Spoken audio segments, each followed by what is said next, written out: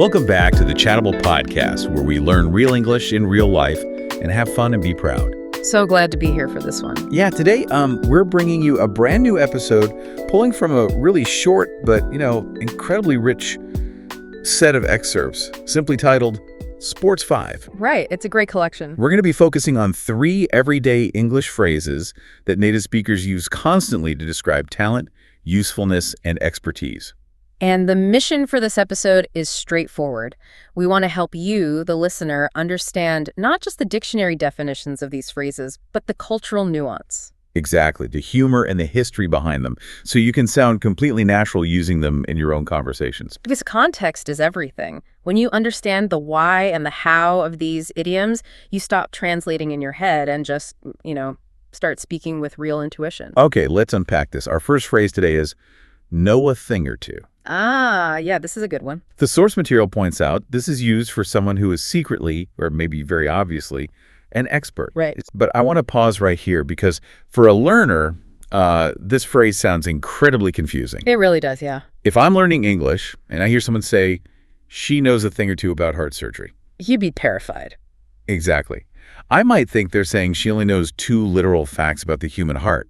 That sounds more like an insult than a compliment. It does, doesn't it? If you take it literally, it sounds like a massive insult. All right. But that's the secret trick behind how this phrase works. We call it understatement. Understatement. Yeah, it's a linguistic tool where you deliberately make a situation seem much less important or, less serious or smaller than it really is. It's basically the opposite of exaggeration. So it's essentially an inside joke between the speaker and the listener. Precisely. You're playfully implying that the person actually knows a massive amount about the subject. By phrasing it as just a thing or two. Yeah, the speaker is being modest on behalf of the expert, or perhaps trying to sound cool and humorous about stating something that is already incredibly obvious to everyone in the room. I see. But wait, couldn't there be a risk that someone might misunderstand you? How do you mean? Like, if you use this with someone who doesn't know the cultural context, couldn't they think you're genuinely dismissing the expert's talent? Oh, that's a fantastic point, and it all comes down to delivery and shared context. Delivery is key. It really is. Understatement relies heavily on tone of voice. Usually, native speakers will emphasize the word thing or two with a bit of a knowing smile or a raised eyebrow. Like, well, she knows a thing or two about it. Exactly like that. You're signaling to the listener that you're being playful. Right.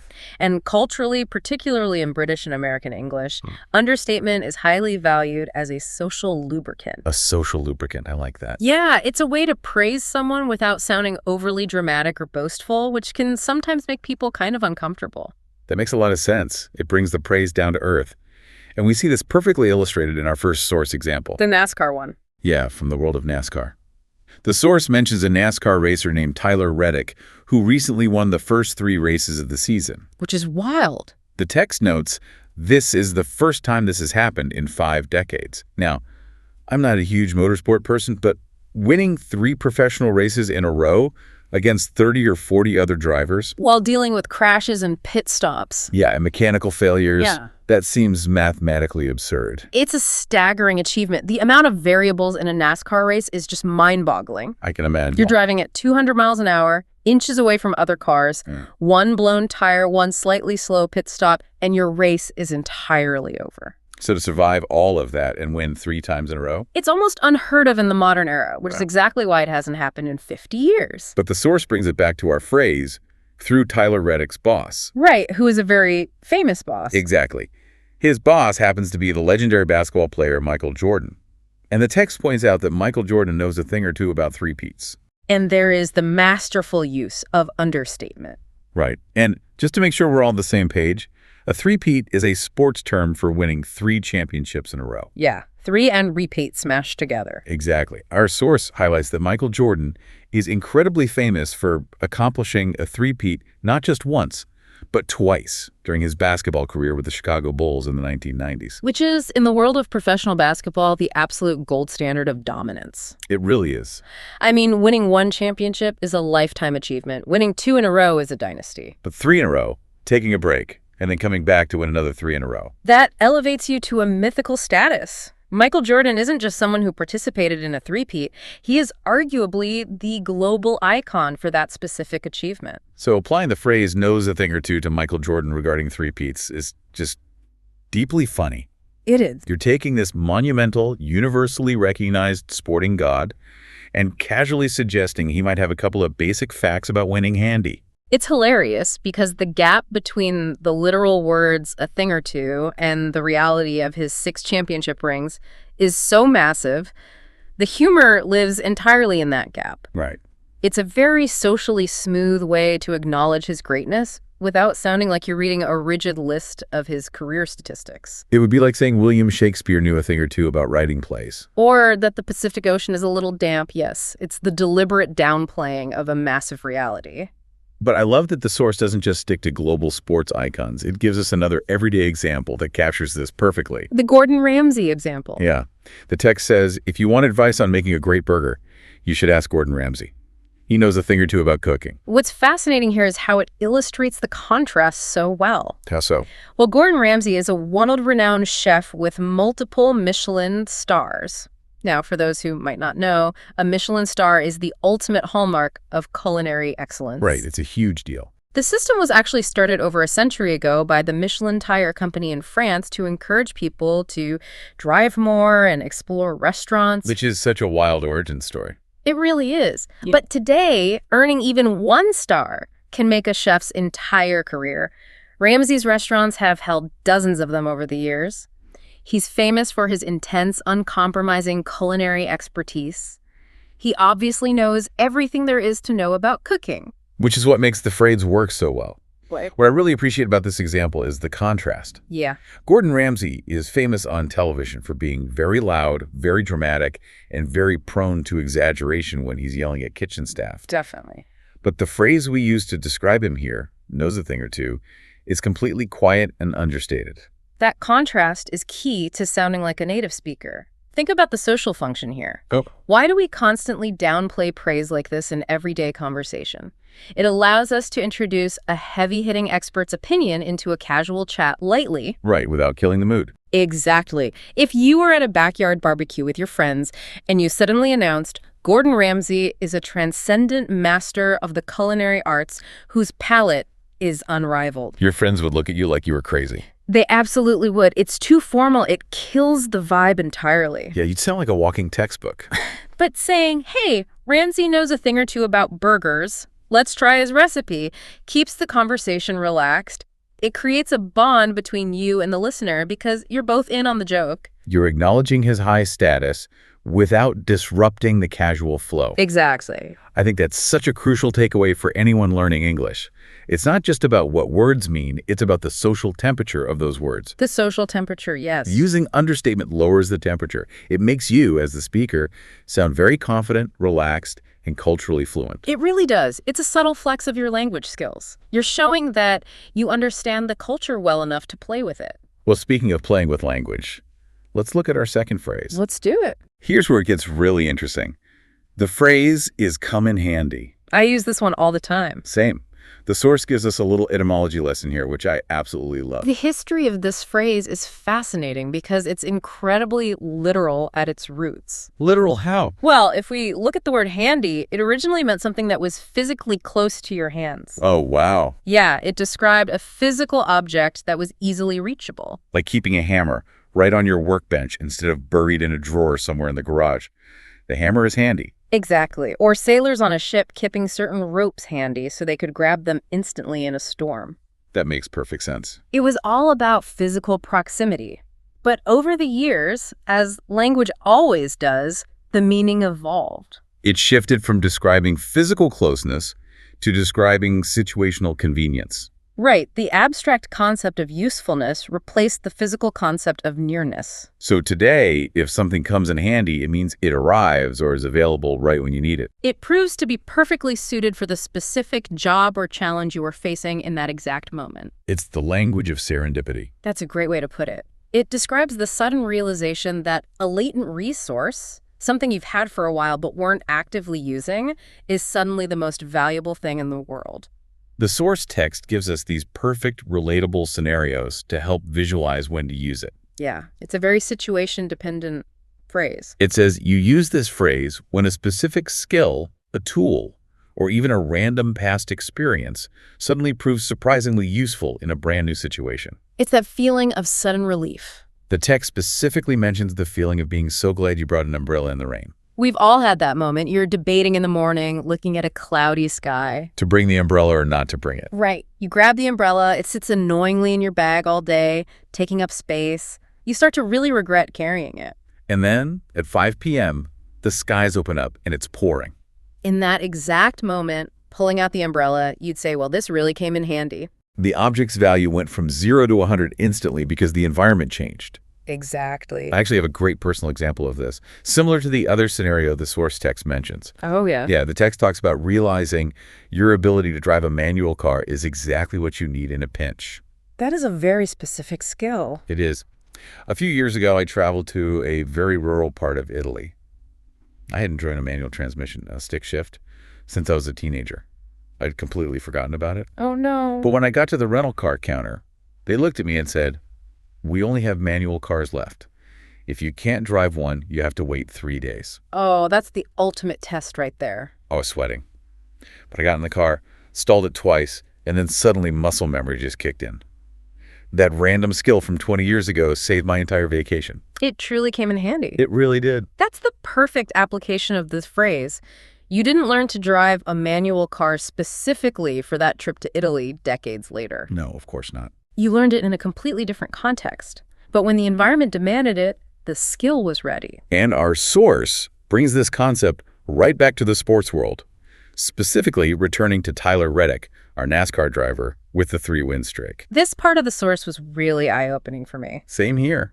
The text points out that before he transitioned to NASCAR, Tyler Reddick used to be a dirt racer. Right. For you listening, if you aren't familiar with American motorsports, dirt racing is exactly what it sounds like. Instead of driving on smooth, paved asphalt tracks like they do in NASCAR, they drive on oval tracks made of loose dirt and clay. And the mechanics of driving on dirt are fundamentally different from driving on asphalt. How so? On asphalt, you want the car to be as stable and gripped to the road as possible. On dirt, the surface is constantly shifting, drying out, and changing every single lap. So it's unpredictable. Very. To get around a corner on dirt, drivers actually have to throw the car sideways, deliberately sliding the back tires to rotate the car. That sounds insane. It requires an incredible amount of steering correction, throttle control, and just generally feeling the changing grip of the track. It sounds like organized chaos compared to asphalt racing. It totally is. And the text argues that Reddick's background in that specific chaotic environment really comes in handy now in NASCAR. Even though NASCAR's on asphalt. Exactly. Because the cars can still get loose, they still slide, and the track conditions change as rubber builds up and the sun heats the pavement. So because he spent his early years learning how to control a car that is completely sideways and out of control on dirt, when his NASCAR vehicle starts to lose grip at 200 miles an hour, he doesn't panic. Right. His brain and his hands already know exactly what to do. That's the core insight. His adaptability to those rough, unpredictable road conditions as a dirt racer directly contributes to that season-opening 3-win streak we talked about earlier. He possesses a tool in his mental toolbox that drivers who only ever raced on perfectly smooth asphalt simply don't have. And when the race gets chaotic, that dirt racing tool comes in handy. Exactly. We see the exact same principle applied in the tennis example provided in the source. Oh, right, the Serena Williams example. The text brings up Serena Williams playing at Wimbledon. Now, Wimbledon is famous for being the only major tennis tournament played on natural grass courts. And the surface changes everything about the sport. It really does. If you play on clay, the ball bounces very high and the court slows the ball down, which favors players who like to rally from the baseline for a long time. But grass is the opposite, right? Complete opposite. It's soft, it's slick, and when the ball hits the grass, it doesn't bounce high, it skids. It stays low and shoots forward incredibly fast. Which brings us to the phrase. The text notes that when Serena plays on those notoriously fast grass courts, her incredibly powerful serve really comes in handy. Serena Williams has arguably the greatest serve in the history of women's tennis. It's always a weapon, no matter where she plays. Girl. But why does it specifically come in handy at Wimbledon? Because the environment amplifies her specific tool. Ah, I see. A powerful serve on clay can be returned because the court slows it down. But a massive, powerful serve hitting slick, fast grass, It just rockets past them. it becomes nearly unplayable. The grass takes her already great skill and turns it into an overpowering, match-winning asset. It perfectly suits the unique demands of the situation. If we connect this to the bigger picture, the phrase coming in handy perfectly captures these moments where our past experiences, the random skills we've picked up, or the simple tools we decided to carry, unexpectedly and perfectly align with our present challenges. It's really a phrase that celebrates readiness and adaptability. It is. It's a very satisfying phrase to use, both for the speaker and the listener, because it usually accompanies a moment of relief, success, or sudden clarity. It's the language of a problem being solved. I love that. The language of a problem being solved. Now, I want to look at our final phrase for this episode, and this one shifts our focus entirely to the future. The phrase is up-and-comer. Yes, up-and-comer. When you hear this phrase, I really want you to visualize the language. It's a highly visual, spatial term. Spatial? Yeah, picture a ladder or perhaps a staircase representing a rigid ranking system in society or a profession. When we describe someone as up-and-coming, we are literally saying they are actively climbing that ladder. It implies motion. They aren't static. Exactly. They aren't at the very top yet. They haven't reached the pinnacle of their field. They aren't the CEO. They aren't the champion. But their upward momentum is incredibly fast and undeniably noticeable to everyone watching. Right. It's the perfect noun to use for virtually any field. You can use it in sports, in corporate business, in the music industry, in acting, politics, you name it. But I want to clarify something for our listeners. Is there a difference between calling someone a beginner or a rookie versus calling them an up-and-comer? That's a vital distinction. Because they sound similar. They do, but a rookie or a beginner just denotes time. It means you are new. You could be a rookie who is terrible at the job. But an up-and-comer carries a built-in judgment of quality and potential. It means you are new to the scene, yes, but you are already demonstrating massive talent. You are making waves. And crucially, as the source points out, an up-and-comer is starting to catch the eyes of the established veterans in that field. Yes, the established folks are watching. It's not just about self-proclaimed talent. It's about external recognition from the people at the top of the ladder, looking down and seeing you climb up towards them. That recognition by the veterans is the defining hallmark of the phrase. Right. To tie this all back to the Tyler Reddick narrative that the source has woven through these examples, the text gives us a specific timeline. Okay. It notes that back in 2022, Tyler Reddick was just an up-and-comer with his former racing team. Right. He wasn't a champion. He was young. He was relatively new to the top tier of NASCAR, but he broke through with 3 victories that specific year. He was generating momentum. He was climbing the ladder. And what happened? He got noticed by Michael Jordan. The veteran, the guy who knows a thing or two about winning championships, looked down the ladder, saw this young driver using his dirt racing skills to win races, and recognized his potential. So MJ then hired him to drive for his own team. Reddick's status as an up-and-comer directly led to his current opportunity and his current success. It's a perfect encapsulation of the concept. But it does make me wonder about the psychological weight of this phrase. If everyone is calling you an up-and-comer, does that put a target on your back? Oh, absolutely. Does it create an immense amount of pressure? Without a doubt. It's a double-edged sword. On one hand, it's highly complimentary. It opens doors, secures sponsorships, and attracts mentors. But on the other hand, the word comer implies an expectation of arrival. If you are an up-and-comer, society expects you to eventually arrive at the top. that's heavy. If you stall out halfway up the ladder, the narrative quickly shifts from rising star to wasted potential. The pressure to maintain that upward trajectory is immense. We see that pressure constantly in professional sports, which leads us to the final, excellent, everyday example the source provides from the world of tennis. The Carlos Alcaraz example. Yeah, it mentions the Spanish tennis player Carlos Alcaraz. The text notes that just a few years ago, he was merely an up-and-comer in the tennis world. He was the classic definition of the term. He was a teenager. He had incredible raw physical talent, and the veterans of the sport, like Novak Djokovic and Rafael Nadal, were all publicly pointing him out, saying, watch out for this kid. He was the hunter, chasing the established champions.